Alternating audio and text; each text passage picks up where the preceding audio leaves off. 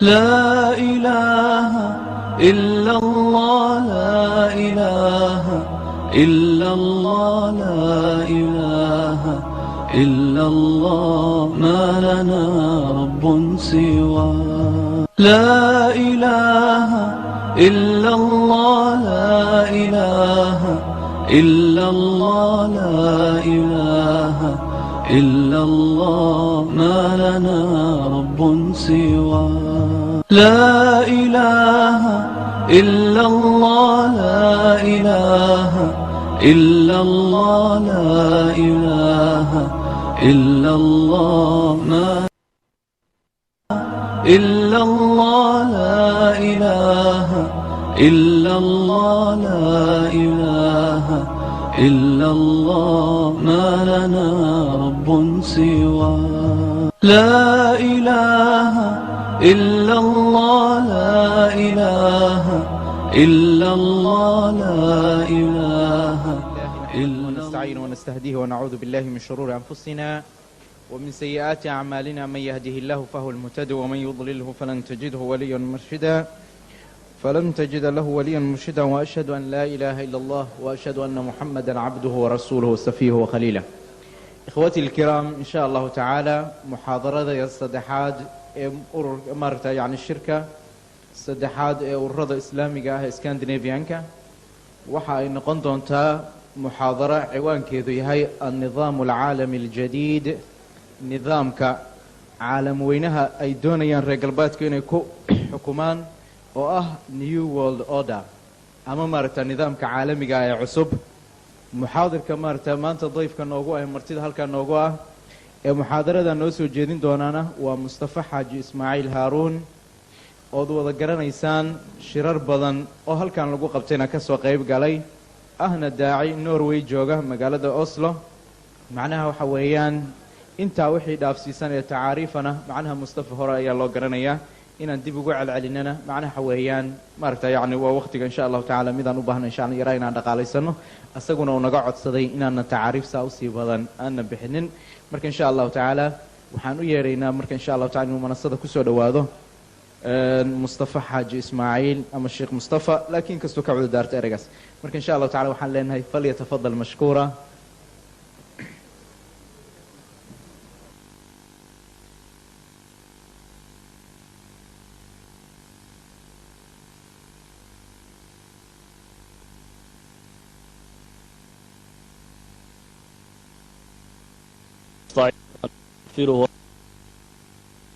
ونعوذ بالله من شرور أنفسنا وسيئات أعمالنا.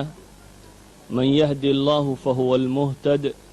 ومن يضلل فلن تجد له وليا مرشدا. وصلى اللهم على سيدنا محمد النبي الأمي وعلى آله وصحبه وسلم. وبعد، فسلام الله عليكم ورحمته وبركاته. إخوتي في العقيدة، sida walaalkay tilmaamay mawduuceenu maanta wuxuu yahay nidaam alcaalami aljadiid, ama waxay gaaladu u bixisay new world order. inkastoo aanan ahayn nin muxallil siyaasi ah ama mawaadiicdan daraasaday u baahnayd mala aanan samaynin, haddana walaaladeen waxay codsadeen inaan mawduuca ka warramo. anna waan isku dayayaa inaan wax ka idhaahdo. sideedaba waxyaabahan ku saabsan daraasaadka taxliilaadka siyaasiga ah waa daraasa runtii u baahan manhaj albaxth waliطilaac in la raaco, oo ah qofku inuu macluumaad badan ururiyo, weliba macluumaadku ururinayo inuu hubiyo oo sida badan ay ku salaysnaadaan الأخبار المنشورة في دوريات المعاهد المتخصصة أما معاهد استراتيجية وحكم بعد دوريات كود يسوى صاران انت بدن انه اعتماده هي وثائق دي برامج الرسمية أساني قلدين أما أنو سيحوغا ودبقالين غير قلباتكو إعلام كود الرسمية إليين وهي إعلامكو والشيء لو قلت لقلي رأي العام كبني آدم كمركو هربين وحلقة بدله ولو دجيو إلى أين قرآن كيسة سبحانه وتعالى وحكوليه وكذلك جعلنا لكل نبي عدوا شياطين الإنس والجن يوحي بعضهم إلى بعض زخرف القول غرورا ولو شاء ربك ما فعلوه فذرهم وما يفترون ولتصغى إليه أفئدة الذين لا يؤمنون بالآخرة وليرضوه وليقترفوا ما هم مقترفون إلهي وحينات الماما يا الشيط نبي كستبين إلهي عدوية علي عدوية دا سينيين شياطين الإنس والجن شيطان مدى جنكيين سيقينيين كواسيو يوحي بعضهم إلى بعض زخرف القول غرورا warka isu sheegaanu yahay war zakhrafa loo sameeyey ama se in badan la qurxiyey sida daraaddeed iclaamka reer galbeed waa iclaam aad u khatara iyo waxyaabuu faafinaya dadkana in badan buu qaldi karaa waxaanu u baahan yahay in badan la iska hubiyo waayo iclaamka waxaan idinka siinaya tusaale waaxida wasiirul iclaamku lahaan jiray ninkii Hitler la odhan jiray mooye Kobaz iyo wax la odhan jiray ayaa wuxuu lahaa qowlada mashhuurka ku ah iclaamka wuxuu yidhi beenta waa inaynu sheegnaa oo dabeetana ku celcelinaa ilaa dadku ka rumaysanayo waa qowla macruufa cinda aliclaamiyiin wasiiru liclaam lihitler buu wuxuu leeyahay beenta sheeg haddaad ku celcelisa buu leeyahay akhiiran dadku way rumaysanayaan asiyaasa algarbiya fi liclaamna waa noocaasi waa la sheegaa waa lagu celceliyaa ilaa ay dadka ka dhaadhacdo ay ka daadegto laakiin markaynu dad islaamiyiina nahay runtii waxaa in badan mudan inaynu isweydiinno iclaamku muxuu sheegayaa waxaanuu sheegayaa ma xaq baa maxaa ka dhab ah nidaamkan caalamiga ee jadiidkii muxuu yihi daraasaad aad u tiro badan baa laga qoray maalan islamic world studies centerku ama markas daraasaat alcaalam alislaami silsiladiisa adaraasaat alsiyaasiya waalistraatiijiya waxaa ku jira kitaab la ydhaha nidaam alcaalami aljadiid بين المقصود والمنشود بان فيلينو كتابك مقعيسها للأستاذ محمد خليفة وحكم إذا الرقة وحكا قرأي الدكتور عبد الله الشيخ باحث كمؤسسة المتحدة للدراسات والبحوث واشنطن وحكم إذا الدكتور قلبي هذا نمنك باب كان بداني منك وحكا قرأي إلا هذا هو موضوع عاد مدينة يسعته قراء سيدا وحلوقة قرأي وحكم إذا أحمد منصور رق بدانا باحثين وقلبي إيو مسلم باله أي هذا وحكا قرأي qoraalkiisuna waxaad moodaa weli inuu yahay baab uu socdo waayo shakligiisii nihaa'igaa weli muu qaadan su-aasha isweydiinta leh waxay tahay markaa muxuu yahay waxaan la leeyahay nidaam alcaalami aljadiid nidaamka caalamka ee cusub reer galbeedka sidoodaba waxaad moodaa inay yihiin kuwii qur-aanku soo degay ilahay yidhi waidaa qiila lahum laa tufsiduu fi lard qaaluu inamaa naxnu muslixuun haddii la yidhaha war dhulka ha fasahaadinina baa ilaahay yidhi subxaana wa tacaala waxay yidhahdaan annagu waxaanu nahayba kuwii wax hagaajinaya islaaxa samaynayay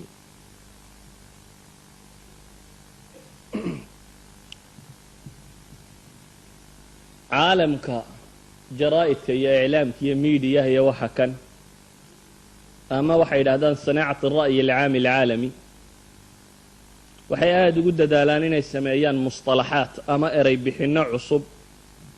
oo xambaarsan iixaa'aat ama macnayaal aada u tiro ballaadhan oo suuqa siyaasadda markaasi lagu faafiyo lagu tarwiijiyo waa macluumaadku lahaa doctor edward siciid ninkii la odhan jiray ayuu wuxuu ku tilmaamayay inay yihiin addamaqaat aw ilakhtaam aw itawaabic buu ku tilmaamayay inay yihiin waxyaabaha noocaa loo faafiyaa wax loogu talagalo in wax lagu shaabadayo lagu cusboonaysiiyo yacni waa weedho cusub baa dunida kolba ay soo saaraan waxaa maqli jirteen erayo tiro badan oo reer galbeedku adeegsado oo kala gedisan waxaan leenahay musطalaxanina kuwa unbu ku biiray annidaam alcaalami aljadiidku kuwa unbu ku biiray qaa'imadaas aynu soo sheegayno laakiin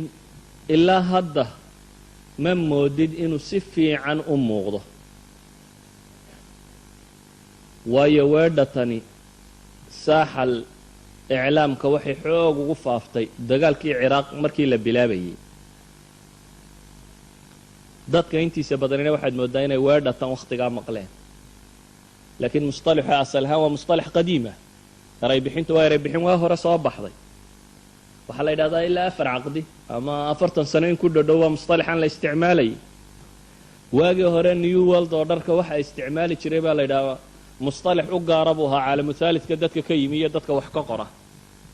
waayo waxay in badan raadinayeen in nolosha dunidu sidaanuu reer galbeedku u saytareeyey wax laga bedelo oo caalamu haalidka dadkiisa wax qoraa isticmaali jiray bay idhahdeen weedhatan laakiin waa dambe ayuunbaaba eray bixintii nooc kale isu rogtay maalintii uu george bush ciidamadiisa ku soo uruurinayay cashiyat alxashdi yani habeenkuu soo uruurinayay ciraaq in la dul dego ee qaraaraadka cuquubada uu ka soo saarayay majlis ilamnigii ayuunbuu boosh ku dhawaaqay weedhatan dabeetana iclaamka qarbiga oo dhammi wuu ku celceliyey iyadoo aan leenahay ilaa kontonnadii ayay qorayeen dadyowga caalamu haalidka waxu qoraa oo le waxaanu u baahanay nidaam caalami jadiid buu dunidu u baahantay qoladii la odhan jiray xarakata cadam alinxiyaaz ama waddamada dhexdhexaadka kuwa la odhan jiray mu'tamaraadkooda ay lahaan jireen oo dhan tawsiyadii ugu dambaysay ka soo bixi jirtay ilowba ilow waxa ku qoraan jiray waxyaaba ay ku tilmaamayaan nidaam duwali jadiid in la keeno oo wax laga gediyo bariyo galbeed dunida siday u maamulaan kaasi waa qoraalladii hore xataa markaynu eegno saciid alfikri waalmufakiriin xataa culamada muslimiinta qaar ka mid oo isticmaalay weedhatan baa jira fi lkhamsiiniyaat sidii caalimkii algeria u dhashay malik ibnu nebi la odhan jiro oo kale kitaabkiisii la odhan jiray alfikri alafro asawiya eraygan wuu ku isticmaalay isna in badan waxaa ka mid ah caalam alfikri nimanka weedhatan isticmaalay oo kale gaalkii mulxidka ahaa ee aynu odhan karno waa aakhir alfalasafa albriطaaniyiin bertrand russell kitaabkiisii la odhan jiray hal lilinsaani mustaqbal bini aadamku mustaqbal ma leeyahay isaga laftiisu wuxuu isticmaalayay weedhatan inkastoo qoraagaasi wuxuu qoray reer galbeedku ay u arkayeen inay tahay dacaaya lishuuciya ama wax shuuciyadda lagu faafinayo oo waxaanu raadinayay reer galbeedka hortaga ay tahay xataa waxaynu odhan karnaa sabciiniyaadka dabayaaqadeedii munadamadan unesco la yidhahdee ka tirsan united nationska wakhti ay ku urureen culamo tiro badan loo ka tirsan caalamu haalidka ayaa waxay isku dayeen inay mu'alafaat iyo abxaad ka qoraan ku yeedhaysa ilaa nidaamin caalamiyin jadiid oo nimanka muqadamada kaga jira uu ka mid ah wasiirkii jazaa'iriga ee la odhan jiray doctor moxamed buujawai magacaynkaas iyo nin lahaa waxaynu odhan karnaa musطalaxa kani waagaa hore xoog baa loo isticmaali jiray markay caalami alfikri joogto caalami saxaafa wuxuu ku soo biiray bay idhahdaan ilaa 17-adii meelahaasi gaar ahaan markii alwifaaqi duwali alawal uu dhacay oo ah markay isku soo dhowaadeen maraykanka iyo raashenka bakiin jinaha iyo maraykanka xarbu vietnam uu dhammaaday wakhtigaana dib buu usoo noqday ereyga kani caalami saxaafa oo la leeyahay new world oo dhar baa soo baxaya xataa waxaa la yidhaahdaa madaxweynihii ugu dambeeyey raashinka ee dhacay gorbajof borostarikihiisa laftiisu isagu wuxuu ku dhawaaqayay in nidaam caalami jadiid waxaasi la sameeyo laakiin waayadii waxaa la qorayo o dhan america aad bay uga taxafudi jirta ama isaga ilaalin jireen siyaasiyiintooda iyo qoraago inay isticmaalaan ereyga new world oo dhan waayo waxay u arkayeen haymanadooda iyo qaabka fikradeeda ay doonayaan wax kasoo yaro horjeeda inuu iyo isbeddelkan la raadinaya sida daraaddeed may jeclayn baa la yidhahdaa iyaga inay masaladaasi faafto laakiin maalintii ay ku dhawaaqeen un inay ciraaq ciidamada duldhigaan ayuunbuu habeen dhawaaqay bush isagoo leh waxaa dunida loogu baaqayaa new world order ama nidaam cusub oo jadiida nidaamkaasi oo sidiisaba waxay idhahdaan andimada caalamku soo maray bay idhahdaan wuxuu dunidu taqaanaa bay idhahdaan dhowr nidaam oo kala nooca waxay soo martay nidaam tacadud alqutbiya ama aqtaab tiro badan ay ka taliso waxay kaloo soo mareen nidaam 3 kooxood ama 3 dawlo ay ka taliso waxay soo martay dunidu nidaam 2 dawlo oo quri ay saytarada weyn leeyihiin ay ka taliyaan kanina waxaa kii u dambeeyey ee hal dawlo isku dayaysa inay ka taliso inta badan nidaamada caynkani waxay dhacaan haza caalamiya bay yidhahdaan gilgilan weyni dunida marku ka dhaco ayaa tawrkan cusub ama changekan cusub ama isbeddelkan cusub uu dunida ku dhaca oo nidaamada tani soo baxaan waxaan leenahay iclaamku eraygan wuu inaga tiro badiyey ilaa xad majalladan time la yidhahdee maraykanka ah ay tilmaamtay in layska daayay jumlada in sideeda loo qoro new world oo dhan in la qoro xataa alfabetku uu noqday bay yidhahdeen alfabet u dhigmi karaa sida USA oo kale bay yidhahdeen loo isticmaali karaa la odhanaya NWO iyadoo lasoo gaabinayo axruftii aan u baahnayn yacni si dadkii u fahmay qofka marka imka la yidhahdo wax akhriyay USA uma baahna inuu yidhaahdo alfabetskani maxay ka joogaan markiiba uu iska fahmaya cidda looga jeedo ama UN ama waxa marka la sheego sidoo kale buu noqday bay leeyihin mustalaxa kani waxaynu leenahay muxuu yahay nidaamkan caalamiga ee jadiidka ah ee dunida ku soo biiray xarbil khaliij dabadii ee xoogga loo buunbuuniyey macnihiisu se muxuu yahay makay mufakiriinta hore ka warramayseenba makay xarakatu cadam ilinxiyaaz ama dowladaha dhexdhexaadkii kay qorayeene ka warramayeenba waa noocma nidaamkan jadiidka ah muxuuse ka warramaya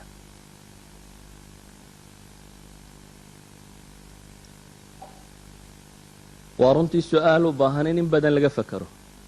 dadku waxa jadiidka la yidhaha uu iska jecelya haddii la yidhaha wax jadiida baa jira ummaduhu way isaga hanqal taagaan had iyo goor dunidan jadiidka laga dhigayo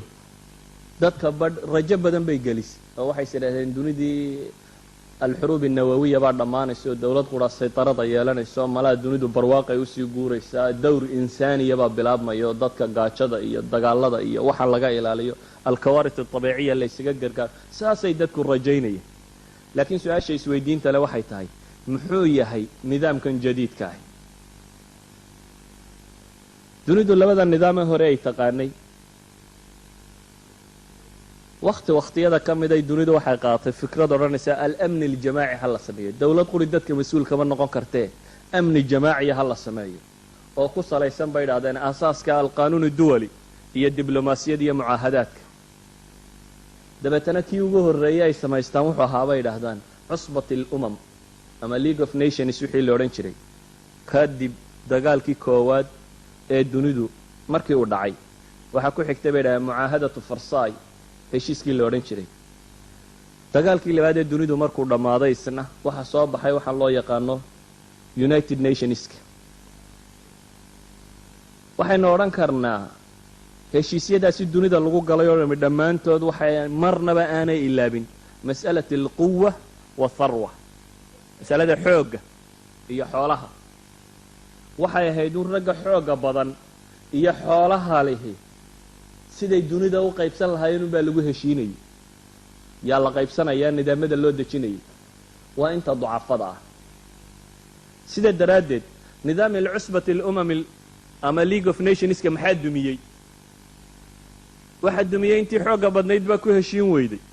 waayo waxay idhahdeen wuxuu xallili kari waayey mashkiladii jabaniiska manshuriya markay qaateen baa laga fujin kari waayey jabaan oo markaa dowlad xooga ahayd wuxuu xallili kari waayey bay idhahdaan mashkiladii talyaaniga oo markuu qabsaday etoobiya ee league of nationska waxba ka qaban kari waayey wuxuu xallili kari waayey bay idhahdaan mashkiladii naaziyiinta oo markuu hitler yurub ku durdurinayay buu waxba ka qaban kari waayey waxa intaa u raacda bay idhahdeen waxa yeeli waayey maraykanka inuu galo iyadoo madaxweynihii maraykanka ee wakhtigaasi ahaa ninkii lahaa fikradda ah league of nationsku inuu samaysmo ayaa haddana maraykanka kongareskiisa uu diiday sida daraaddeed ayaanu maraykankuna ku jirin oo markaa quwa soo kacday isna dunida ka mid ah sidaa daraaddeed bay idhahdeen buu shaqayn kari waayey kii dambea lagu heshiiyey ee united nationska tii hore markii dhaxalkeediina waxaa loogu wareejiyey united nationku inuu la wareego kii dambena waa ogeydano bariyo galbeedkii loolankoodii uu socon waayey alxarbi albaarida baa ka dhashay vitooyadii baa laysku isticmaalay mashruuc ka soo fulay haba yaraatee ma jirin bay idhahdeen oo nolosha wax ku saleeyey ama wax ka bedelay nidaam alcaalam aljadiidku markaa muxuu ku dhawaaqayaa united nationsku waxaana iminka sheegayaana leeyihin tawr cusub baanu gallo bahashiiba waa la tajdiidinaya waxbaa laga bedelaya waa maxay horta haddaad united nation iyo mucaahadaadkan waaweyn iyo waxaan maqashee dunidu isugu timaado ogsoono waxa lagaga wada hadlaa waa qadaaya ducafaa abidkeed qadayad dadka xooggale ay leeyihin lama keenin qadiyad nin xooggale uu leeyahay ama sidiisa miiska lagula heshiiyaa ama waxbuu iska dhiciya laakiin qadiyadaha la rogrogo ee la wado ee united nations qadiyadda bosna iyo hersig qaraarkii 40aad baa ka soo baxay united nationku soo saaray 2 sano gudahood 40 qaraar ayaa ka soo baxay sanatayn ila alaanna waa ogteed waa qadaaya ducafaa muddo 48 baa falastiin qadayadeeda iyo qudus la wadwaday ilaa haddana waxba kama soo bixin waa ducafada ayaa arrimahooda lagaga warramaa inta badan laakiin waxaynu leenahay muxuu yahay nidaamkan caalamiga ee jadiidka ee inoogu dhawaaqayaan dunidu maqsuudka laga leeyahay muxuu yahay waa cibaaro xamili karta alfa macnan wa macnan bay idhaahdeen haddii qoloba xaggay doonto ay u kaxayso waxay isku dayday majalladda la yidhaahdo time ee maraykanku uu leeyahy iyadoo adeegsanaysa muxalliliin ama nimanka siyaasiyiinta ee waaweyn iyo qoraayada waaweyn ee caalamka laga yaqaano iyadoo adeegsanaysa wasaraa ilkharajiya iyo makaatibtooda iyo waxooda ragga ka shaqeeya bal inay xadido weedhatan macnaha looga jeedo laakiin ilaa hadda lama xadidin bay haddana leeyihin sidaa daraaddeed ayaa markaa naa'ib wasiir alkharajiya alamrikiya lawrence oo markii dambena markuu bekersa casilina kii wasiirka noqdaya ayaa waxaa la yidhi war waa maxay weedhan maxaa uga jeedaan bush muxuu uga jeedaa baa la yidhi new wala dharkan uu ku dhawaaqayo wuxuu ku jawaabay laa astatiic an asifa lakum ma sayakunu calayhi shaklu nidaami alcaalami aljadiid weli ma sheegi kara buu yidhi shakligaasi nooca uu noqon doono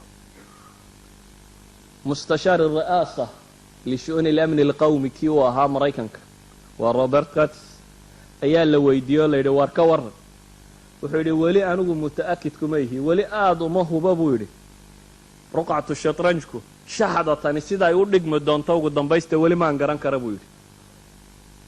mustashaar alamri alqawmi asaabiq ninka caamka mufakirka ah waa brigniski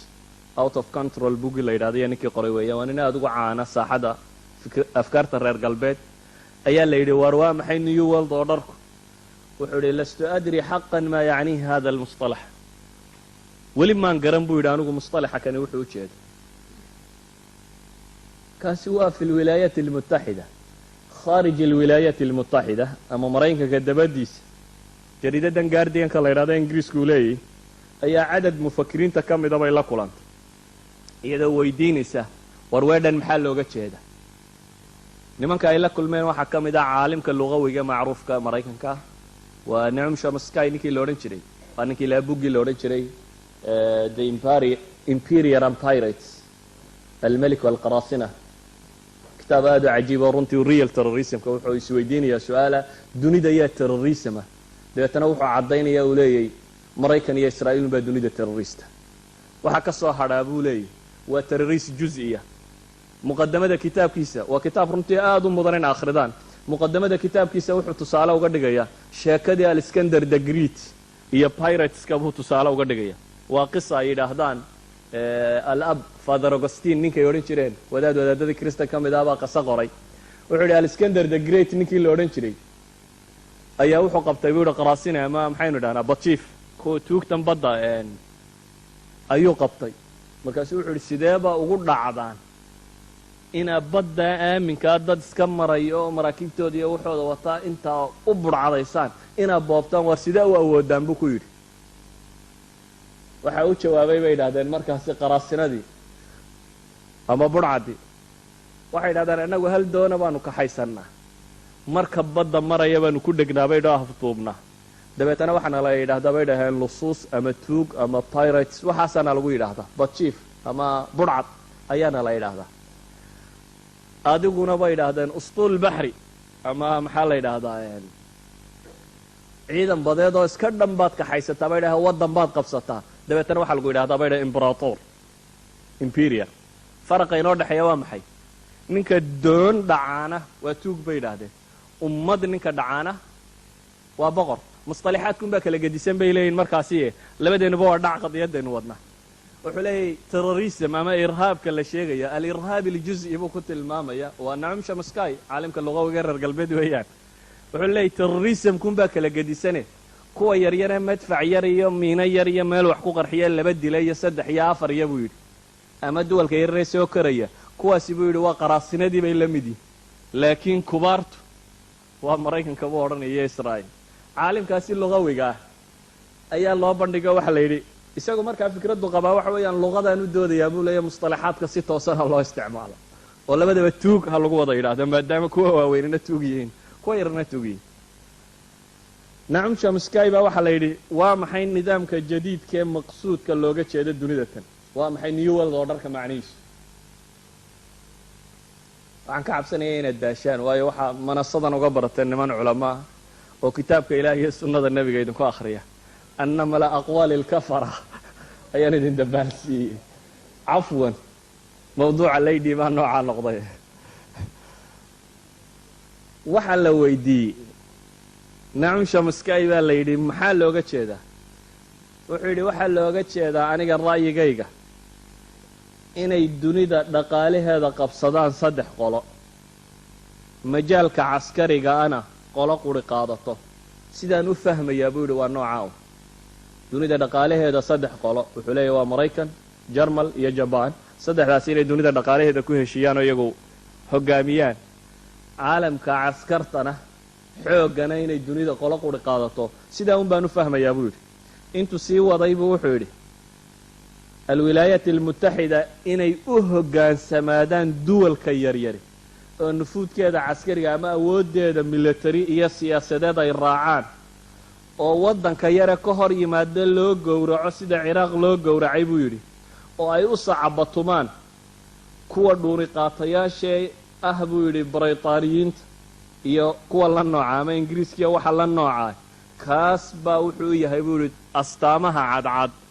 ee aan ku tilmaami karnay inuu leeyahay annidaam alcaalami aljadiid xisbi alcumaal ama labor bartiga ingiriiska ninkii naa'ibka ka ahaa denis salim ayaa waxay yidhaahdeen bal adna macnee new world oo dharku waa maxay bay idhaaheen annidaam alcaalami aljadiid muxuu yihi wuxuu yidhi bosh markii uu kaga dhawaajiyey waxii la yidhahda alumam almutaxida inay cuquubaad ciraaq dusha ka saarto oo uu isna ku dhawaaqay nidaam caalami jadiid ummadaha dunidu buu yidhi in badan bay u riyaaqdo oo istidhi wax rajo cusub baa soo baxay laakiin waxaan ogsoonaanay buu yidhi xarbulkhaliij ayaa wuxuu inoo caddeeyey inuu nidaam caalamuljadiid ku dhalanayo buu yidhi fii rixmi lakaadiib inuu yahay xaqiiqa aan jirin wax riximka beenta ku dhasha buu yidhi waayo niyaadka maraykankuba buu yidhi markii horeba waxay u socotay inay xoogga ciraaq ku isticmaasheen umay soconba nidaam caalami jadiid iyo nabadgeliya waxa kan in la sameeyo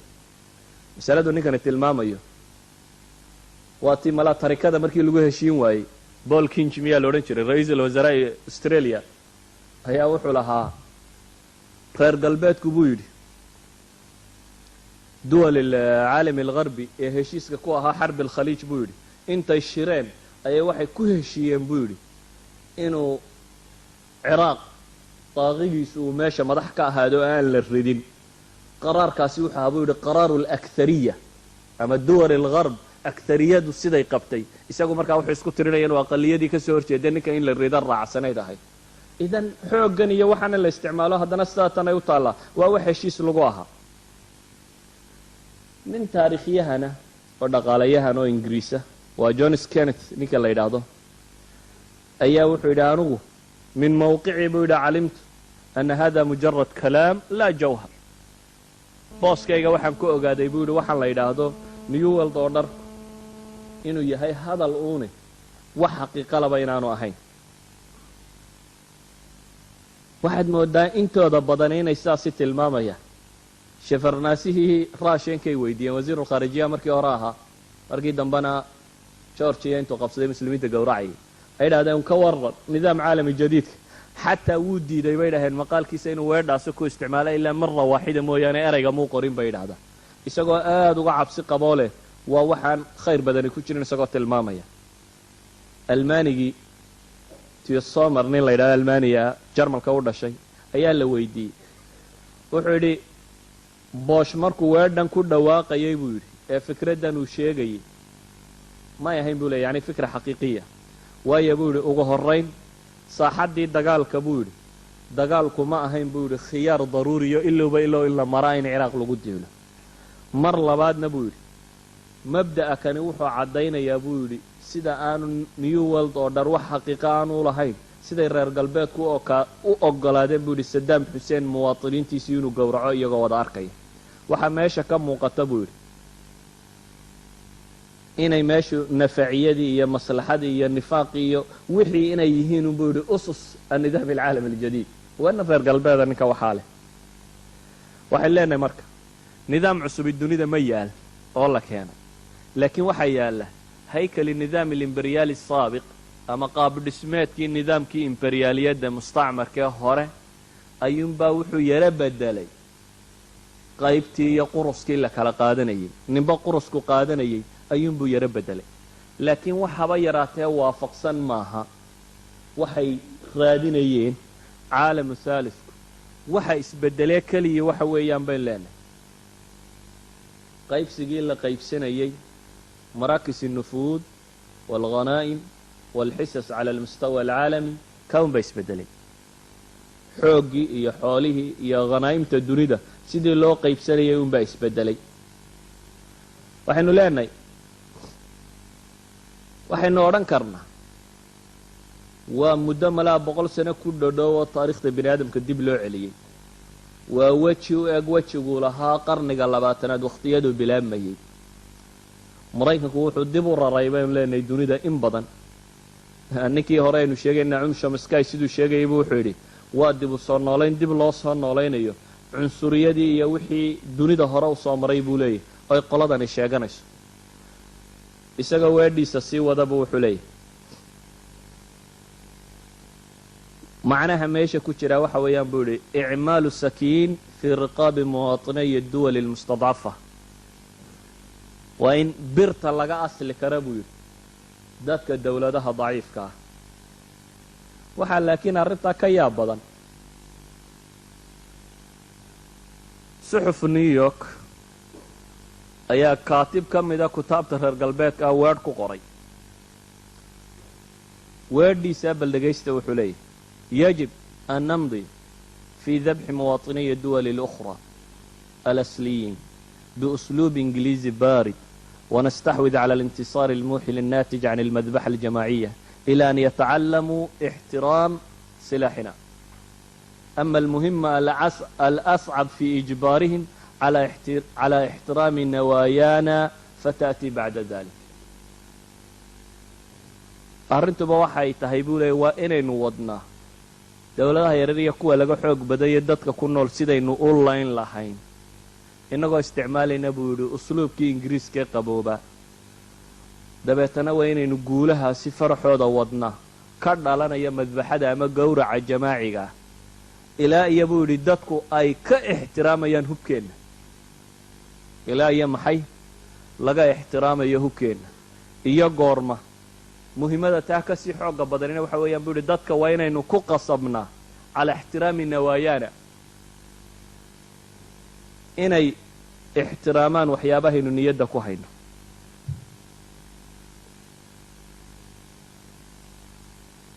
waxaynu leenahay nidaamka cusubi waa nidaamkii horewa ee odhanayay aljimciya alcaama lilumam almutaxida ayaa la isku qabtay dabeetana reer galbeedku waxay ka xanaaqeen dowlado yararoo kuuba iyo maleesiya iyo wax la midii bay dhahay say codna la mida u noqon karaan hadda waa loo ogoliyay kii sare ee fitood iyo xaggii sare waa jimciya alcaama ayay waxay diideen in codkooda la mida la yeesho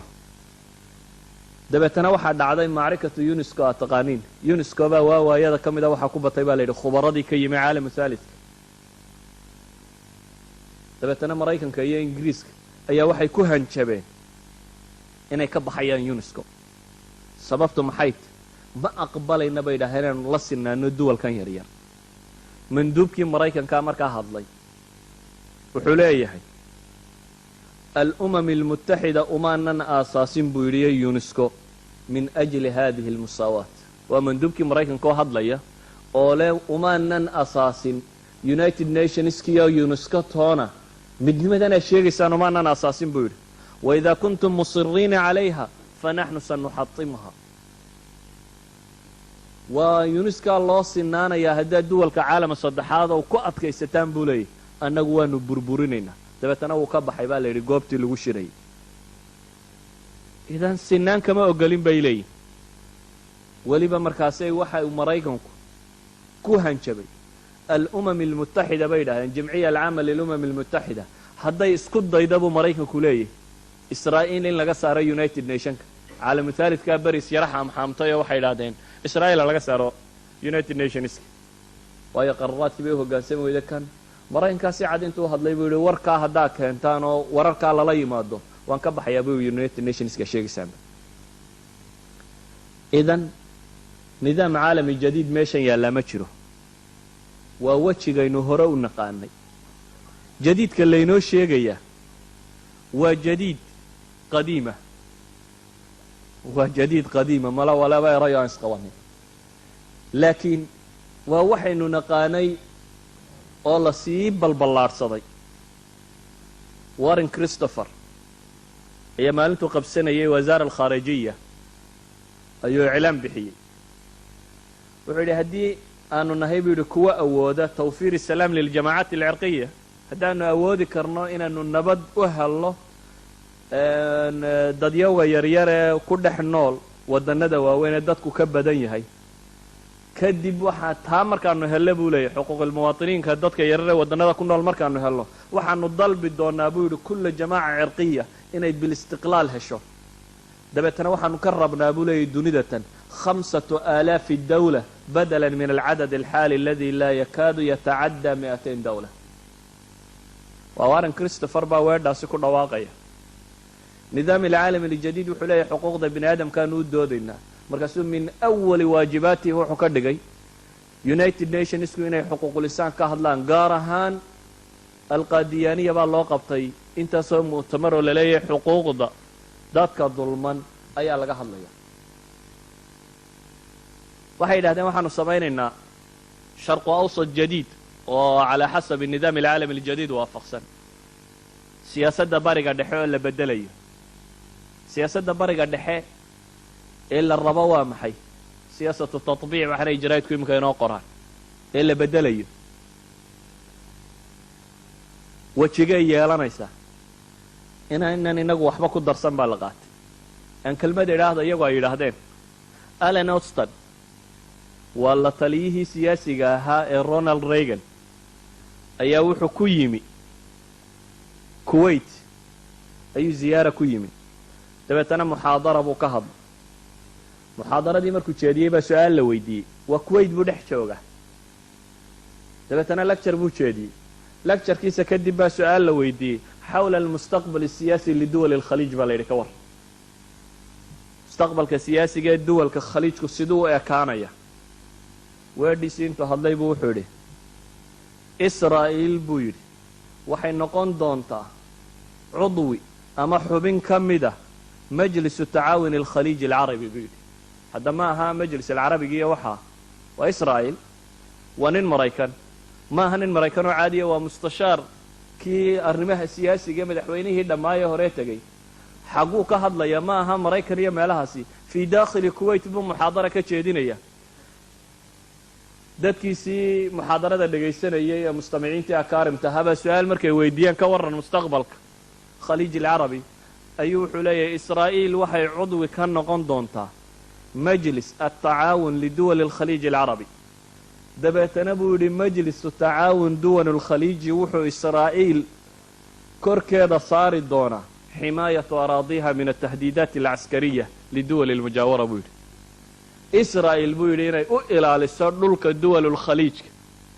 ciidan ahaan oo ay ka ilaaliso kuwan jaarkeeda kusoo warwareegaya hada hiya siyaasa nidaam caalami jadiid wuxuu raadinaya waa kaa waxaa idinkaga filan nidaam caalami jadiid wuxuu raadinayo naa'ib ra'iis alamriiki markii mu'tamarkii madrid la furayay ayuu hadlay wuxuu la hadlayaa carabtii meesha isugu timi kelimatuliftitaax buu leeyahy carabta waxaa la rabaa inay la heshiiyaan israa'iil kelimatuliftitaaxu ra'iiska ama madaxweyne ku-xigeenkii maraykanku ku furay ma taqaana bimil'i fami buu intuu hadlay bu wuxuu yidhi nimankiinan carbeed dhammaantiin mahzuumiin baa tihin buu yidhi yani waa inay isdhiibi dhammaantiin waa jabteen buu leeyay waa kelmaddii mufaawadaadku ku bilaabmayey ee uu jeedinayo maxay naa'ib ra'iis alamriiki waxaynu leenahay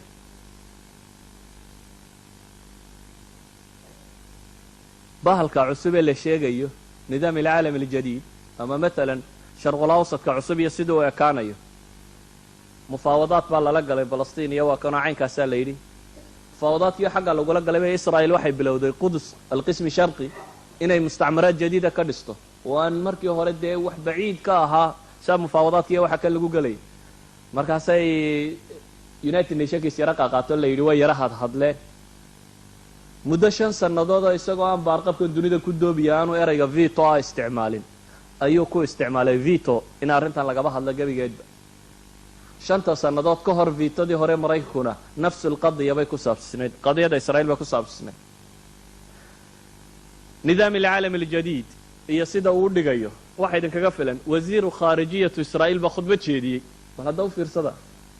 waxa waraysatay jariidad yuhuuddu ay leedahay ayadacod jariidadooda la ydhaha markaasu wuxuu ka yaabay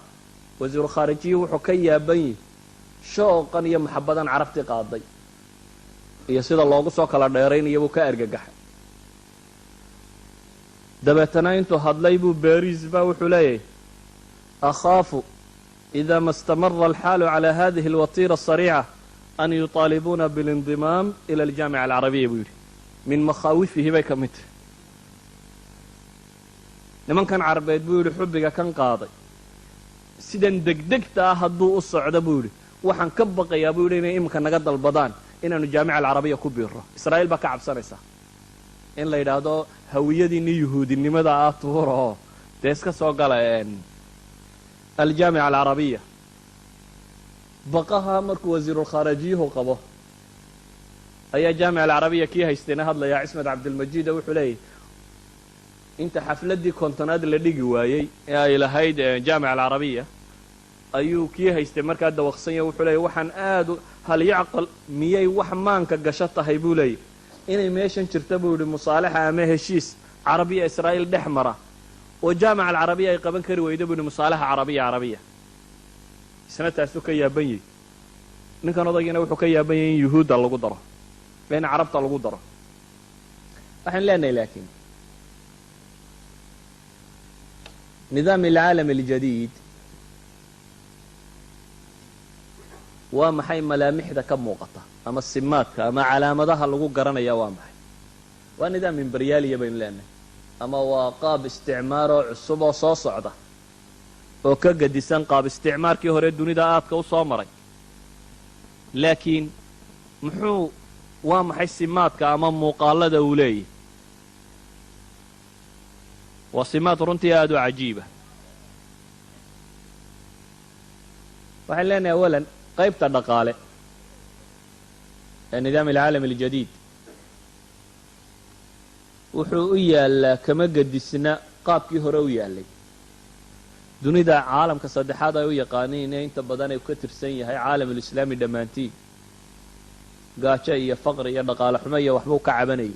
laakiin markii hore waxaa maskaxdooda ka guuxaysay in isbedello la samayn karo khaasatan duwallo waaweyn oo cimlaaqo oo ku jira sida brazil iyo indiya iyo nigeria iyo venezuela iyo masr iyo sacuudiyada iyo runtii sarwaat waaweyn leh waxay moodayeen mustaqbalka inuu wax isbedeli karaan laakiin waxay dhahdaan fi caalam aliqtisaadi aljadiid afkaartaasi talaashat ama tamaaman way baabaaday iyadoo uu maraya bay dhahaan cib'iga dhaqaale ee saarani 1,300,000 ama 1,300 oo milyaar ama 1,300 oo bilyan oo dollar uu marayo culayska saarani bay leeyihin laakiin nidaamka cusubi wuxuu isku dayayaa inuu sii cusleeyo qadiyadatan oo ah in caalamka saddexaad uu qasab ugu ogolaado caalamka horu maray munaafasa inay la galaan xor ah aswaaqdooda iyadoo aanay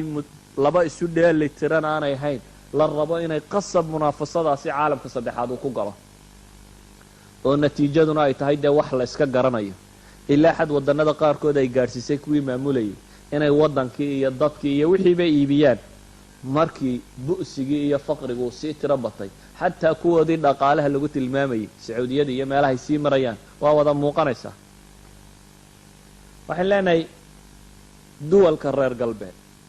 duwalka faqiirkaa waxay dakhligooda ka siin jireen 0.35%. boqolkiiba in ka yar, boqolkiiba nus in ka yar, yacni boqolkiiba xabad badhkeed in ka yar dakhliga waddanku uu leeyahay qoomiga waxay ka bixin jireen 0.35% bay yidhaahdeen. waa qiimo gaadhaya bay yidhaahdeen ilaa 47 iyo badh ilaa 47.6 bilyan dollar buu gaadhayaa bay yidhahdeen. laakiin waxaa duwalka caalamka saddexaad dib looga soo qaadi jiray intaa marka loo dhiibo badiilka laga heli jiray wuxuu gaadhi jiray bay yidhahdeen 187 bilyan oo dollar. intanoo quruuda ama waxabaa loo dhiibaa, inta dib looga qaataa waxay ahayd bay yidhaahdaan ilaa 187 bilyan oo dollar sanad kasta. imika bay yidhaahdeen intii laga soo celinayay bay yidhahdeen sibay uga soo noqonaysa, laakiin intii caalamu haaliska la siin jiray bay yidhahdeen waa in hoos loo dhigaa. waayo dunidu markii hore waxay u qaybsanayd bay yidhaahdeen bari iyo galbeed markii dagaalka qaboobi socday. iminka bay yidhaahdeen istaraatiijiyada caalamiga waa in la bedelayo loo qaybiyaa waqooyi iyo koonfur. marka waqooyi la leeyahay waa in lagu daraa markaa galbeedkii la yaqaanay duwalkii waaweynaaye reer bari ee shuuciyadda ka takhallusay waa in lagu soo daraa dhanka reer galbeedka. musaacadaadkay reer galbeedku bixin jireena waxoogaagii gaadhi jiray caalamka saddexaad bay leeyihin waa in loo gudbiyaa maxay bariga kan la soo kobcinayo. maalan suuqa reer yurub ee ECD iyo wixii la midi sanad kasta waxay u qadimaan $60 qof kasta oo Boolandiya iyo Chiika Majar iyo Poland qof kasta oo u dhasha waxay $60 lacag gaadhaysa, iyadoo weliba bay leeyihiin caalamka kan kuwa dhaqaalahooda hadda soo kobcaya duwalkaas iyagoo ka mida baynaba ay yidhaahdeen afrika waxay geeyaan oo dhamme uu yahay 10, kuwa kan 6 ayuu gaadhayaa. afrika waxay siiyaan oo dhammina 10 buu gaadhayaa. weliba bay leeyihiin mustaqbalka soo socdaiyo qaabka loola dhaqmayo caalamu haalidku qaabkii hore wuu ka sii xumaanayaa, waxa loo qarinayaana way ka sii xoog badanaysaa. caalamu haalidkuna faqriga waa lagu sii adkaynaya. haddii cid kor loo soo qaadayo musaacadaadka galbeed gaadhayaanna caalamka bariya walaaladooda bay gaadhsiinayaan. sidaa daraaddeed dunida qismada cusub ee dhaqaale waxaa loo dhigayaa inay noqoto waqooyi iyo koonfur.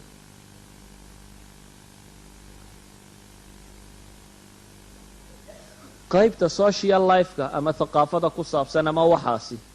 macnaheedu waxa weeyaan qiyamka iyo afkaarta ay rumaysan yihiin reer galbeedku waa in laga dhigaa qiyam iyo afkaar caalamiya. oo waa maxay? waagii hore reer galbeedku way dhoofin jireen afkaartooda,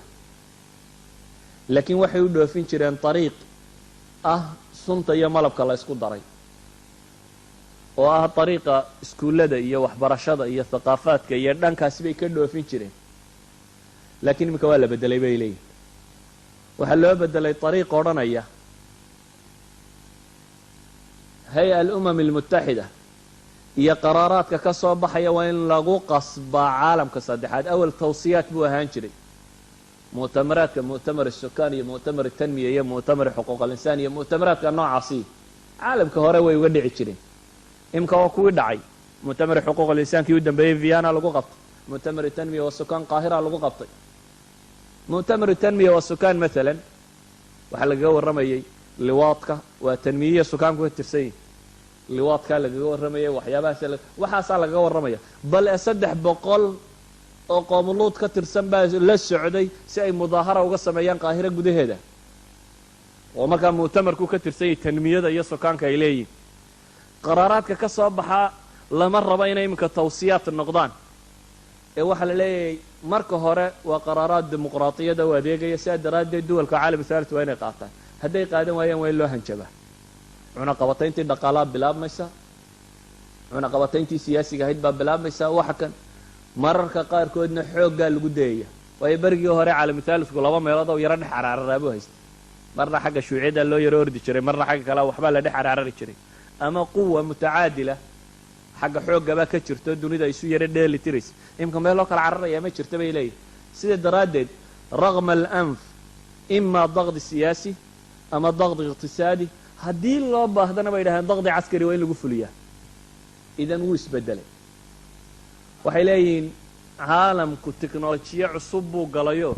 waagii hore tacliimkiiya waxaasay ahayde albath almubaashir waa inuu caalami noqdaa bay yidhahdeen iminka oo waa maxay qiyamka iyo afkaarta reer daraasiya waxa waa inuu ka gaadhine bath mubaashira waa in lagu sameeyaa CNN kan iyo NBC gan iyo waxaan la sheegayaa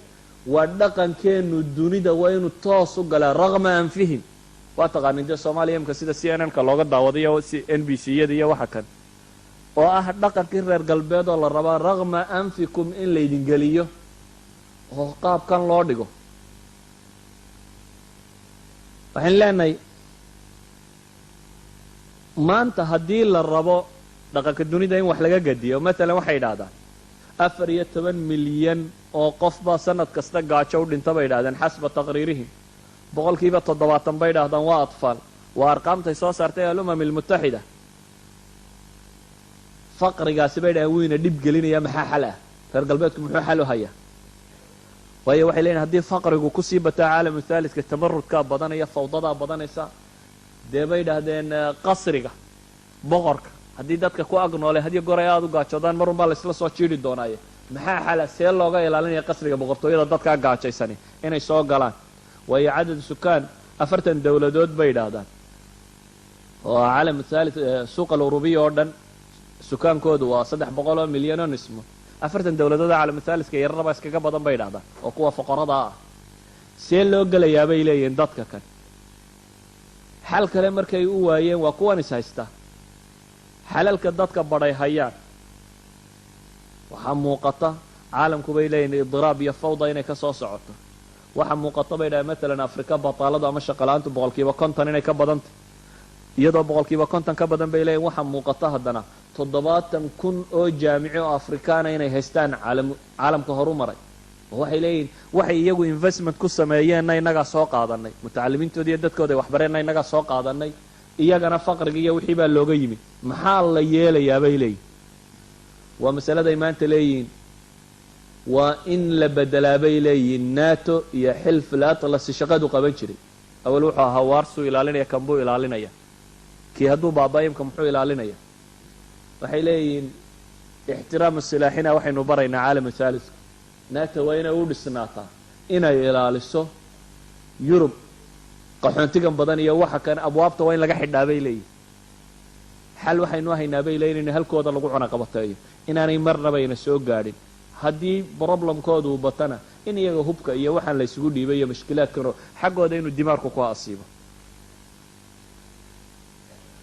waxaa la tilmaamayaa runtii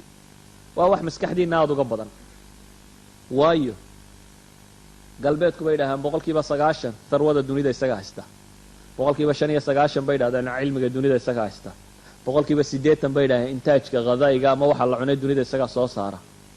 dadka inta kalena faqri bay ku jiraan caalamka cusub aynu rajaynaynaa muxuu yahay markaas mashhadka siyaasiga bay leeyihiin meesha yaalla muxuu yahay iyaga ayaa ka jawaabaya gabadha ka talisa almachad alwatani alfaransi susan george gabadha la yidhaahdo ayaa waxay leedahay waa inuu noqdaa xoog military oo la isticmaalo oo ah bay leedahay majaalka caskarigaa duwalka reer galbeedku iyo barigu markay isku waafaqaan oo duwalu shimaal ay isula baxaan waa inay ku cadaadiyaan bay leedahay thawraadka iyo tamarudaadka iyo daraabaadka waxyaabaha kacdoonnada iyo ka iman kara bariga koonfurta taasi waxaynu ku tafsiiri karnaa inay tahay qaraaraadka tirada badan lee rahiibka ee aadka u baqaa badan lee ka soo yeedhaya united nationska caalamu thaalidka hadday mid yaro dhawaaqdo matalan ciraaq intii qaraar laga soo saaray mid walba 12 qaraar baa muddo yar lagu soo saaray raqama anfiha baa lagu fuliyey laakiin bosniya 40 qaraar baa laga soo saaray walaa waaxid ka fulay waxaba yaraatee laga fuliyey ma jirto waxaynu leenahay nidaam alcaalam aljadiid waa nidaam waadixa iclaamkiisa un waxba ayuu idin mashquulin iclaamkan tirada badan leh iclaamkan waxaa loogu talagalay inuu marka hore raali geliyo nascat alxaqd ku jirta reer galbeedka ee islaamka iyo ehelkiisa u hayaan waxaa loogu talagalay iclaamkan tadliil الra'yi الcaami الcaalami si aanu marna ula tacaatufin ama u raacin in la lumiyo ra'yiga dadweynaha dunidu si aanu marna ula tacaatufin dadka ducafada ah iyo muslimiinta iyo qadaayaadkooda waxaa loogu talagalay in lagu tabriiriyo ama lagu qurxiyo dhaqanka xune shaadka ah reer galbeedku uu samaynayo sida gargaarka uu gargaarayo ummadaha dadka dulmiya sida israa'iil oo kale kuwa la dulminayana aan waxba loo fidinaynin waxaa loogu talagalay in lagu takhwiifiyo lagu bajiyo oo lagu kiciyo xukuumadaha cilmaaniga ka dhisan caalamulislaami si ay u mariyaan dadka muslimiinta ah waxaa loogu talagalay inuu dadka ama ra'yul caamka caalamiga loo tusiyo ducaadda dadka muslimiinta inay yihiin masdar hadidaya amniga reer galbeedka iyo waxa la mid a waxaan leenahay iclaamkani waa ku la mida unkuu ilaahay lahaa low kharajuu fiikum maa zaaduukum ilaa khabaala wala awdacuu khilaalakum yabguunakum alfitna wa fiikum samaacuuna lahum caalam alislaamina waxaa laga hayaa maxay samaacuuna lahum baa la hayaa oo dadka kan aada u dhegaystay waxaan leenahay nidaam alcaalam aljadiid runtii aqwaashooda iyo wararkooda haddaynu naqlino wax aada u badan baanu ka sheegi karayna laakiin waxaan dareemayaa inay aada ugu daalaysaan waayo waxaan aada uga rajo qabaa dadka malaa yurub jooga ama meelahan jooga inkastoo iclaamku itijaah macruufa uu leeyay inkastoo censorship uu leeyay inkastoo ahdaaftii loogu talagalay aan loogu talagelin marnaba inuu ka baxo haddana nawcun maa qofka inuun caqli uu ku jiraa wax badan buu ka fahmi karaa malaa dadka maanta galbeedka jooga wax badan ugama baahna mas'alada tan ee wax badan ee agtooda wuu u cadcad yahay laakiin waxay leeyihiin nimanka alcilaaqaat adawaliya taxliilka ku sameeya siyaasaat alcilaaqaat adawaliya waa falta yar ama waa wakti yar bay dhahaan nidaam alqutb alwaaxid inuu sii jido waa qasab inuu burburo waanu burburaya waanu iska dinaya kuwii shalay wada socdayna ma wada soconayaan waayo wax badan baa iska bedelay oo haddii uu maraykanku ku talagalay meesha tan inuu hogaamiyo si aan ku hogaamiyo xooga kan wax badan baa isbedelaya iyaga dhexdooda murano badan yaali maalan jabaan maanta iyo maraykanka khilaafaadka u dhexeeya jabaan faa'idka tijaariga ay maraykan dib uga ceshataa $50 bilyan bay dheertay tijaarada waxa faa'id tijaariya iyadoo hesha reer galbeedka faa'id tijaariga ay ka heshaa $30 bilyan buu gaadhsiiyay bay yidhahdaan ilaa ay ku kaliftay laba khabiir oo maraykani maalan inay qoraan waa nin muhandis oo b ethman la yidhaahdo waa nin uu usoo sharaxay ninkan clinton lagu tilmaamaa inuu noqdo wasiiru difaac laakiin diiday iyo ninkan oo daniel la yidhaahdo ilaa iyo ay u soo sharaxayaan ama ay tilmaamayaan maraykanku bay leeyihin uful baabu ku jira wuu dumayaa bay leeyihin waa iyagaa sheegaya weliba qadaayaadkiisa dhaqaaliya waxaana aad buu u dumayaa waayo bay leeyihin dunida loolankeedii wuu soo kobcayaa mahma iyagoo ay ku talagaleen inay cadaadiyaan waxaa laga yaabaa maraykanku dunidan inuu in badan soo hogaaminayay laakiin waktu shaykhuukha inuu isna iminka joogo waxbaa canjahiyadiisa iyo isla weynidiisa iyo damdamtaana dhegaysanina waayo markii uu bilaabmay maalan culumil electroniyaadkan oo kale 1887kii thomas edison markuu soo saaray haatifka ama telefoonada waxaan la yidhaahdo markii kadib lasoo saaray in sawdka codka la gudbin karo biduuni salak ama isagoo wireless 1900 markay taariikhdu maraysay kadib markuu bilaabay irsaal idaaciga kan raadiyogan laga hadlaya waxa kan 1920kii kadib markuu bilaabay irsaalkan telefisiyonka ama TV-ga waxaanu idhaahno 1923kii markuu bilaabmay tasjiil maqnatiisiga ama waxyaabaha kan cassetteskiya waxaan lagu duubaa 1946 markii transistorska la helay markay bilaabeen telefisiyonkan mulawanka 1954 markay bilaabeen raadiyogan mutaxarrika 1954 isaga markay soo saareen ajhisada tan fiidiyowgan iyo waxa kan 1963 waxaasoo dhan ilaa 70nadii laga soo gaadho maraykan baa dunida ku horkaaji jiray ilaa ay yidhaahdaan suuqa caalamiga gebigiisaba isagaa iska haystay bay yidhahdaan cidina kuma loolami jirin maantana bay yidhahdeen shaykhuukhadiisa waxyaabaha tilmaamaya waxaa ka mida bay yidhaahdeen 5% ayuu suuqa electroniyaat alcaalamiya maraykanku ku leeyahay bay yidhahdeen iyadoo ay haddana horu martay bay yidhaahdeen mabiicaadkii waxyaabaha ku saabsanaa $25 bilyan waxay tilmaamayaan maalan أجهزة لبيك لبيك يا أقصى البطولة كلنا نفدي الحمى كلنا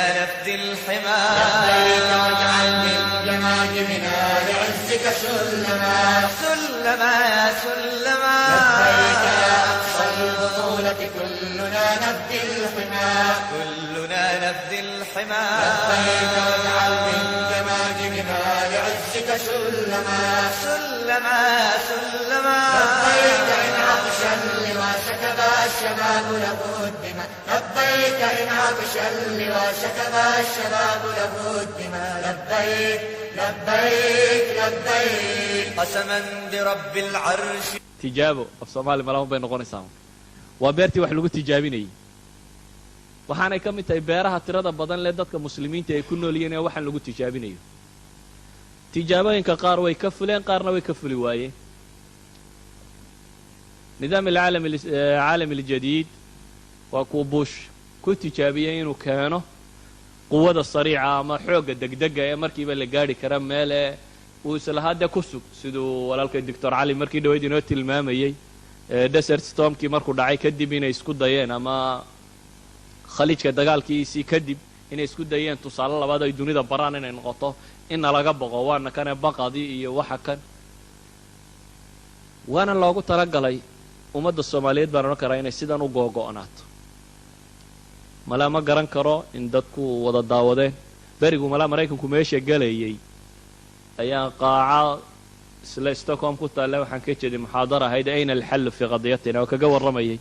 dawrka maraykanku maraykan markaa ciidamuu sii diraya wuxuun baan islahaa bal saadaali siday wax u ekaan karayaan laakiin waa dee waaqac laysinimaad garanaysaa wuxuu samaynayana waad iska garanaysaa uun inta badan iyadoo aanay ahayn cilmulghaybka wax laga sii ogyahay laakiin ninkaad shalay taqaane waayo maraykan maanta dunida wuxuu barayaa in la joojiyo silaaxa nawowiga ah oo aanu caalamka ku faafin sababtu maxay tahay marka la weydiiyana wuxuu leeyahay waxaan ka cabsi qabnaa dad aan mas-uuliin ahayn inuu gacantooda ku dhaco ay dunidu halaagsanaato iyadoo taariikhda caalamka la leeyahay ummadda qurhe hayru mas-uulkaee weli isticmaashay waa maraykanna fi lcaalam ummad kaloo isticmaashay miyaa maqasheen alumma alwaaxida hayru mas-uula ee dunida intay ku isticmaashay ku tijaabisay horoshima iyo nagasaki iyo meelaha ka ku riday waa isaga waa ariiqatu cowboy soomaalida nin geeljiro la yidhaahdo wax badan sameeya maydan aqoon muqaamarada iyo yacni nolosha waxaa ka yaqaana maraykanna war xataa alcaabtiisu waxaan la cayaaro bal u fiirso cayaar kastoo maraykan ka timaada cayaaraha maraykanka waa maxay waa feedhka american football tan madaxa la ystaro bahashan budhka lala dhacee baseballka la yidhaahdo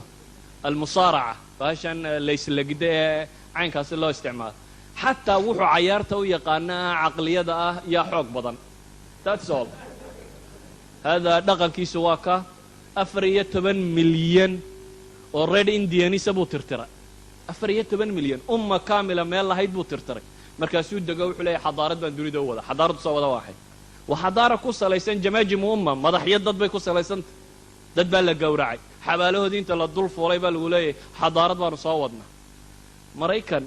soomaaliya wuxuu ka wadaana waa nafsu shay siyaasadda reer galbeedna soomaaliyai kaba gadisnaa caalamulislaamiga kale siyaasadda ka jirta waa nafsu shay waa waxaad bosniya ku aragto waa waxaad shiishaan ku aragto waa waxaad algeria ku aragto waa uun dariiqada waxiidka ah markaa soomaaliya wax gaar loogu tilmaamo uma arka inay tahay wallahu aclam jaza allahu khayran fadiilat sheekh su-aashaana waxay ku saabsan tahay maadaama laga sheekeeyey nidaamka cusub ee caalamiga ah iyo inuu adduunka kontrolayo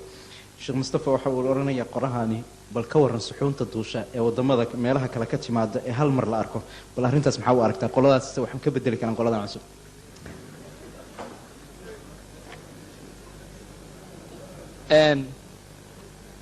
waxaan aada u xasuusta caalamu suufiya ama nimanka suufiyada aynu u naqaanay ayaa waxay ka baxeen waaqicii ama nolosha loolankeedii dabeetana waxay door bideen intay zaawiyadooda yar iska fadhiistaan inay wardiyaan oo iska nebiga ku salliyaan halkooda ka wadaan dunidana axlaam bay ku maamulaan riyada mid waliba u yimaada sheekh xalayta riya aan arkay caalamka riyaa lagu wadaa dabeete kuwaasi way dhacayaan kuwana caynkan bay noqonayaan sheekh hebel ba xagga ka soo boodaya caynkan bay noqonaysaa caalamulaxlaam baa dunidana lagu maamulaa zaawiyadana waa laga wardiyaa yacni waa nafsu shay caalamulaxlaam baad rabtaa alamani yani waxaa kale jira waxa la yidhaha rajaa iyo waxa la yidhaha tamani rajaagu waa inaad asbaabta wixii aad awoodaysay keento waxa kale inaad ilahay u tala saarato ilaahay aad ka rajaysid inuu khayr mutafaa'il markaas intaad meel fadhiisato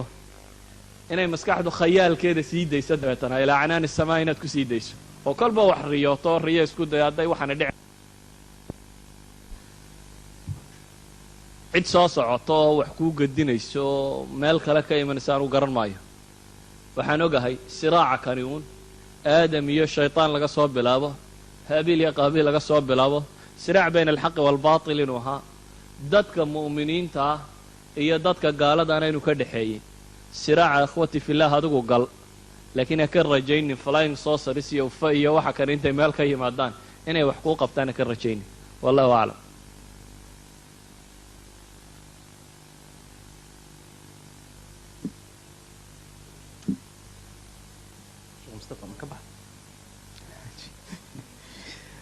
su-aasha xigtaa waxa weeyaan maadaama waxa uu leeyahay qorahani bal waan ku wareeray hal ii kala saaro caalam thalith iyo caalam thani iyo caalam dhexdhexaada arrimaha waxaan doonayaa in la ii kala saaro marto waan ku wareeray mustalaxaadka reer galbeed baa asalkooduba ama erebixinta reer galbeed baa asalkeedaba waxaa ka mid ah in dadka la wareeriyo in waxaanoo magaca loo bixiyo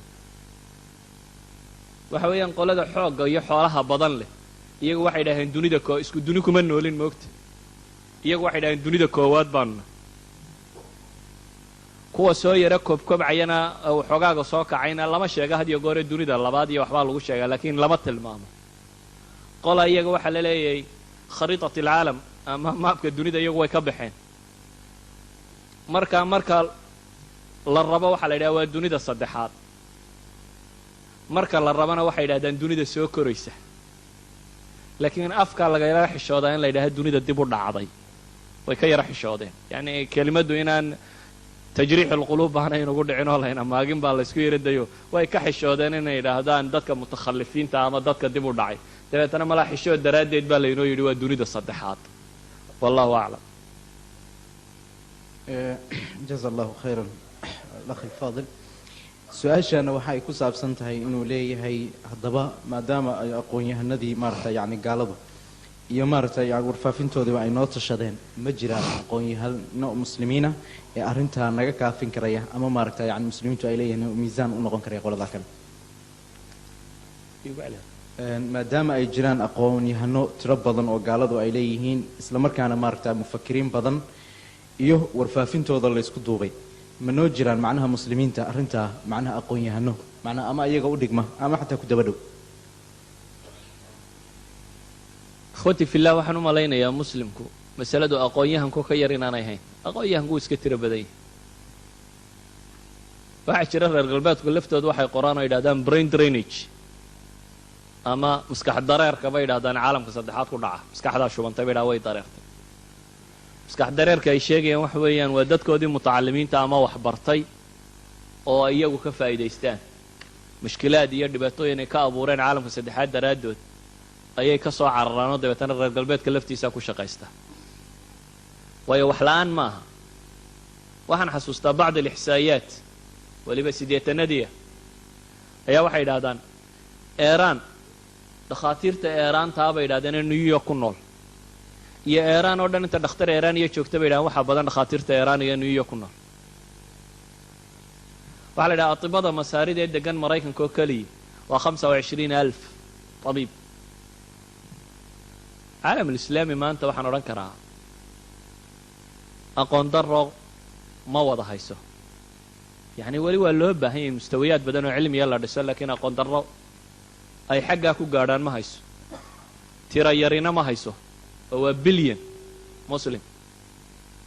xoog yarina ama xoola yarina ma hayso oo waxay yidhaahdaan waaxid min alamrikaan alkafara ayaa caatifati saxraa marka dagaalkii khaliijka markii la qaadayay ayuu de gaalnimadiisa intuu iskala tabajuxay buu yidhi waxaanu isku dayaynaa khata buu yidhi ama gaf ka mida gafafku alla sameeyey inaan saxa buu yidhi atharwa alcaalamiya buu yidhi ama enerjigii dunida ayaa ummadaanu cuntamin la siiyey dabeetana gafkaasaanu saxaynaayo yacni si aanu u qabanno annagoo gacanta ugu hayno enerjigii dadka muslimiinta ah yacni caalamka yaalla waxaa la hubaa caalamka harwadiisiina inay taallo meesha muslimku uu degan yahay laakiin mas'aladu waxa weeyaan waa mas'ala mabda'iya waa dad ma nahay mabda' ma leenahay meel ma u soconnaa mise waxaynahay ummad kullu naaciq iska daba gasho qof kastoo yeedha iyo meel ay u socoto marka masaladu maaha cilmi yari iyo xoolo yari iyo dhul yari iyo dad yari iyo waxaasoo dhammi waa buuxaan ee masaladu waa masale kala bayn leen waa islaamkeenni iyo diinteenniyo aynu ka tagnay midnimadeenniyo aynu weynay islaamnimadeenniyo aynu beri hore dhaafnay waxyaaba badan oo isbiirsaday masaa'ilku saaka cumar faaruuq halkan ka tilmaamayay ayaa ka mid a baynu leenahay waxyaabaha soo celin kara doorkeenni nololeed ee dib inaynu nolosha uga qayb qaadanno wallahu aclam jaza allahu khayran fadiilatu sheekh mustafa su-aashaana waxa ay leedahay maadaama nidaamka masar ka dhisaalaysan xusni mubaarak uu yahay nidaam u adeega ama fuliya qidadka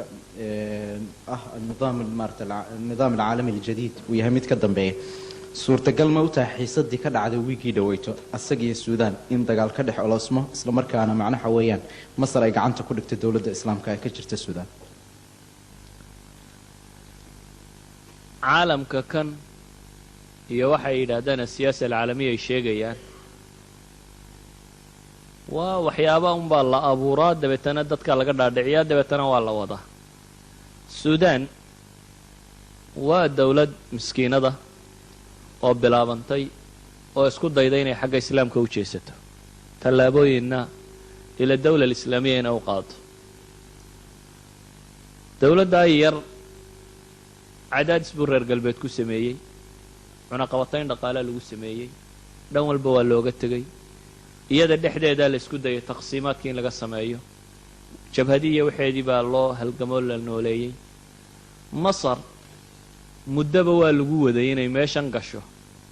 waayo waxaa idinkaga filan xaadithatu xalaayib ama waqooyiga suudaan qaybo ka mid a masaaridu intay iskaga soo duushay iska qaadato ama ay ku hanjabaysa suudaantu waxay ku tala galeen inay wax dagaala ka ridin ilaa xad ay yidhaahdeen annagu wada hadal uun mooyaane haba yaraatee masaaridu xataa hadday qabsadaan meesha tan kulama dagaalamayno reer galbeed aad buu ugu dadaalayaa inuu mushkiladda tan wadwado in wixii dhacabana muslimka isaga la saara xaadithadii oklahama idinkaga filan oklahama markii la qarxiyey ayaan t v hor fadhiisto isdhi bal eeg waxuu sheega hadda t v-gu warkii ugu horraysay aan ka dhagaystay wuxuu noqday labo lebay yidhaahdeen maxaa la yidhaha malaamix sharqa awsatiya hadda lama garan weli waxa laaliya waxa qarxiyey waxay idhaahdeen waxa meesha ka muuqday laba leh tilmaamo dadka bariga dhexe dega ah waa dembiga ama gal ama ha geline waa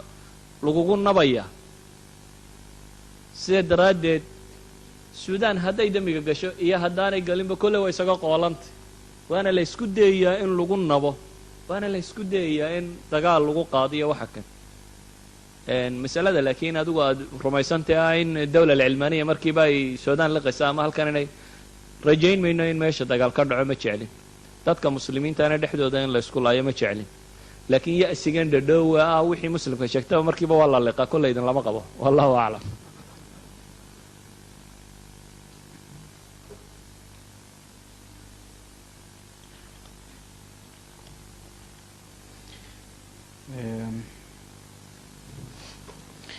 su-aashaana waxa weeyaan waa su-aal maarata ku saabsan dadka halkan degan wuxuuna leeyahay maarata qoruhu ayadoo jirta dadka waddamadan ku dhaqan inay khatar aad iyo aad badan ay ugu soo fal leedahay marka loo fiiriyo caruurtooda iyo maarata xaasiskooda maxaad nagula talin lahayd buu leeyahay macnaha inaan sii fadhino mase inaan meesha isaga dhaqaajino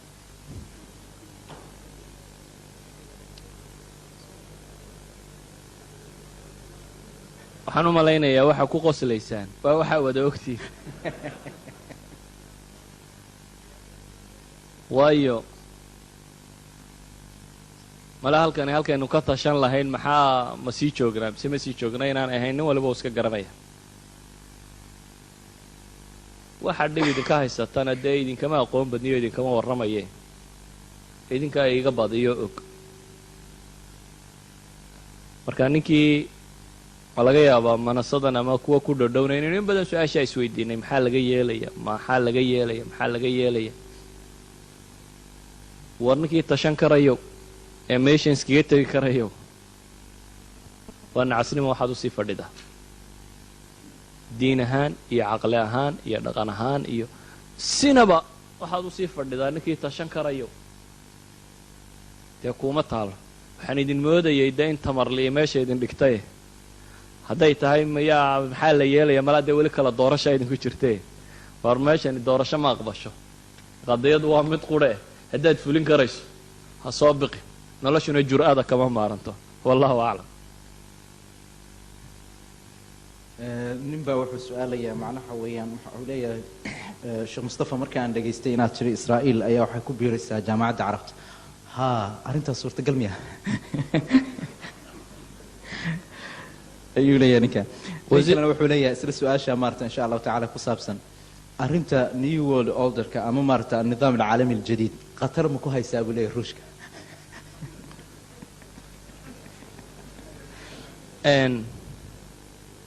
waxaynu odhan karnaa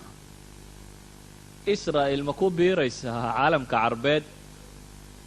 dee kollay malaa waxyaabuhu ka baqayay beris in loola yimaado. waa isaga cabsiyihiisay ka mid ahayd in la yidhaahdo jaamicati duwal alcarabi ma ku biiraysa. waana wuxuu mustashaarkii uu tilmaamayay in duwalulkhaliijkaba lagu daro masaaxo ka sii yaraa tii carabta. meeshana waxaa laga yaabaa siday watiiradu hadda uu socoto in loogu talagalayba inuu dhinto magaca kan la yidhahdo aljaamica alcarabiya. waayo markii horeba iyagaa sameeyey, jaamica alcarabiya yaa sameeyey lawrence. jaamica alcarabiya ma intay carabi isu tagtay idan la tahay bay jaamica alcarabiya sameeyeen. khabiir baa looga soo diray ingiriiska oo qamiis cad u qaatay oo muddo carabta joogay oo waxa kan wadayo akhiiran min waxyihi baa lagu sameeyey jaamica alcarabiya. iyagaa samaystay waanay ku adeeganayeen inay dantooda ku gaadhaan. oo waxay ahayd markii khilaaf alcismaaniya wixii laga takhallusay lasii fogaynayo mujtamaca muslimiinta la kala fogaynayo qowmiyaadka la cusboonsiinayo waa haluma shaqadeediina way qabatay. iminka waxaa la rabaa sharqul awsad iljadiid in la sameeyo. marka dee israa'iil taasi waabay dhimanaysaa, maxay kaga sii biiri doontaa? ta cusub bay hogaaminaysaa, laga yaaba in amiirulqowm laga dhigo dabeetana ay halkaa ka wadade. laakiin maaha wax u baahan runtii wax badan. masalada kale maxay ku saabsanay waxyaalaha khatarta Russian-ka. nidaamka laftigiisa ruushka. russian-ku malaa halkuu taagnaa dib buu uga dhacay. waxyaabaha ugu waaweynee ka ridayna waa ogtihiin oo dee waa jihaadkii afghanistan iyo wixii la halmaala ilaa lagaga yeedhsiiyey ninkii meesha qabsadee maalmihii hore wuxuu yidhi markuu meesha qabsaday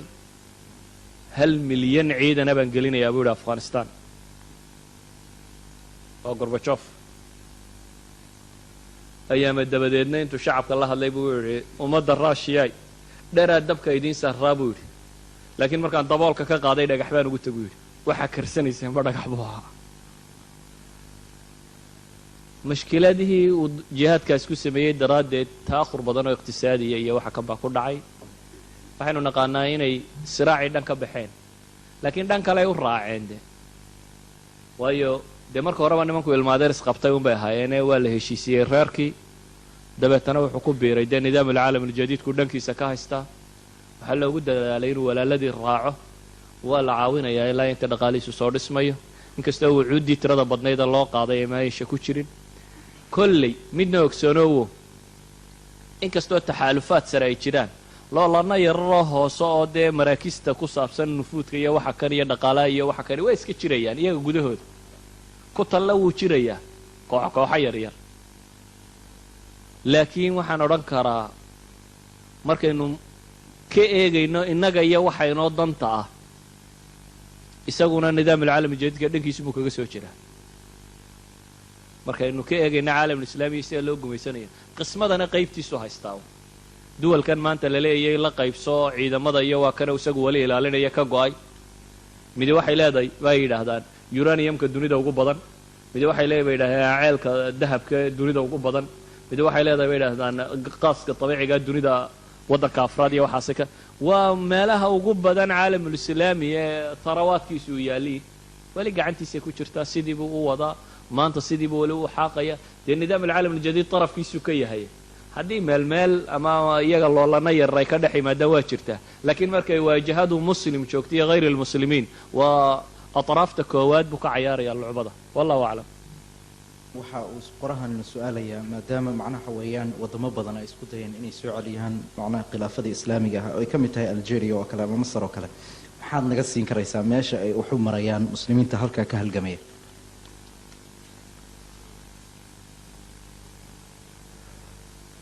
xaqiiqadu waxa weeyaan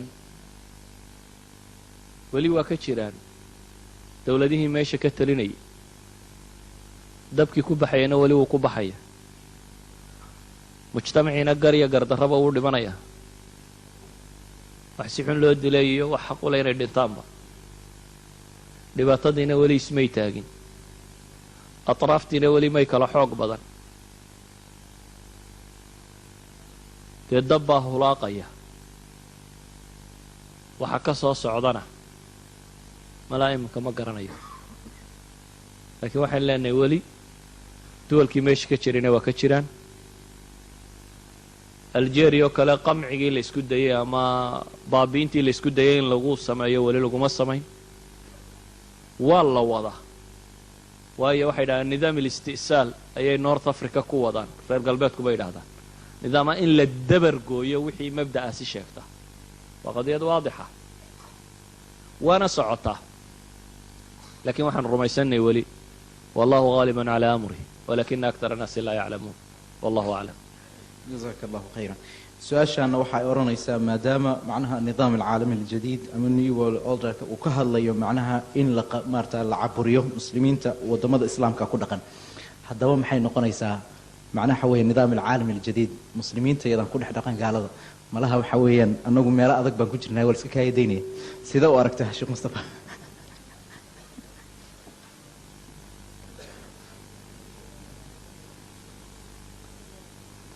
cumuuman adigu khatar weyn oad ku haysaa ma jirto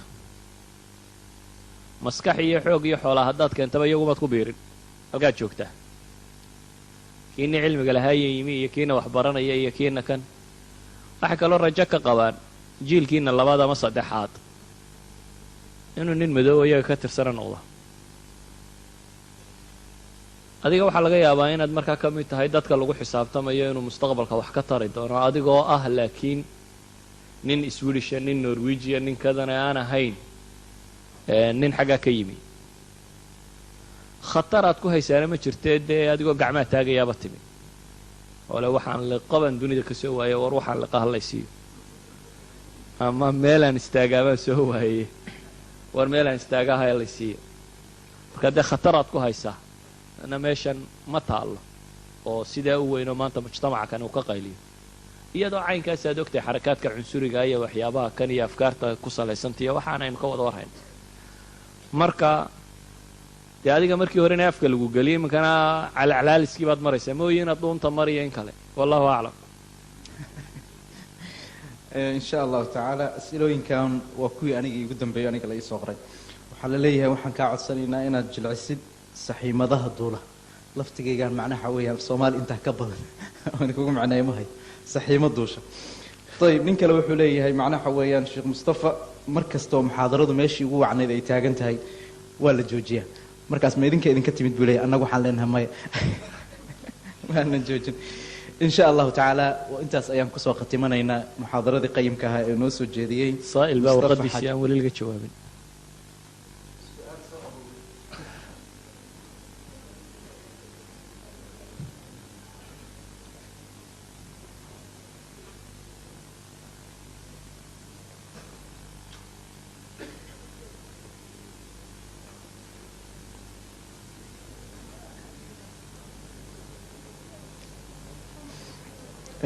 qorahani waxa uu leeyahay waxaan hadda ka hor jiray dadka akhriyay in macnaha waa su-aashii lagu qatimahayo laakiin dib nooga timid weeyaan marka waa mulxaq baan leenahay insha allahu tacaala ama edition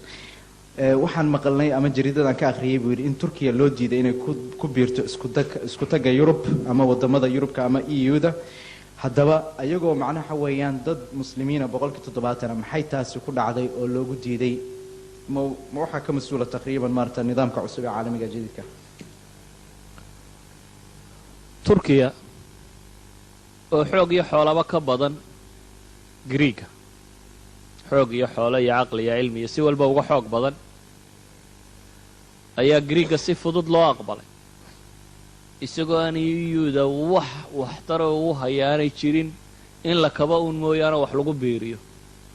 turkiya wax biirin lahaydna waa la diiday. waa markay mas'aladu joogto maxay mas'alo manfac inuu soo gelayo dadka muslimiinta dhaqaaliya waxa kana. laakiin markay joogto mas'alo in lagu adeegsado waa lagu daray oo waxa lagu daray naatay ka mid turkiya naatay ku jirta. sida daraaddeed waa marka caalamul islaami la gumaysanayo waa loo baahday oo waa la keenay. laakiin markay noqoto in nafci loo celiyo oo iyada inuun ay waxyaro hesho albaabada waa laga xidhay. marka turkiya liislaamiha baa loogu diiday inay gasho EAUda waayo wax waxtara baanay u soo wadin. laakiin liquwatiha baa loo ogolaaday inay naato u gasho waayo waa xooggii duminayay dadka muslimiinta iyaduna way aqbashay inay ka qayb qaadato. wallahu aclam. جزا الله خير فضيلة الشيخ مصطفى أنت مارت محاضرنا أنت أيام كسوق جبينينا لكن واحد لا سعسيننا إن شاء الله تعالى إن يكحكتو عشدي ينصشوا سيدو كلام مكتبة دا قبلها وحي قادون دونا بريتو ولا هديلها إن شاء الله تعالى بريتو أيا وقت جود نقد دونا ما دام ما أنت أيسن كقيب قلنين دعوة النوع سيانا سو قارت إن شاء الله تعالى هلا جرها النقد ولي مؤتمر كومالنتي كواد مركب ولي ما أيسن دمان إن شاء الله تعالى سيدا أيام كسوق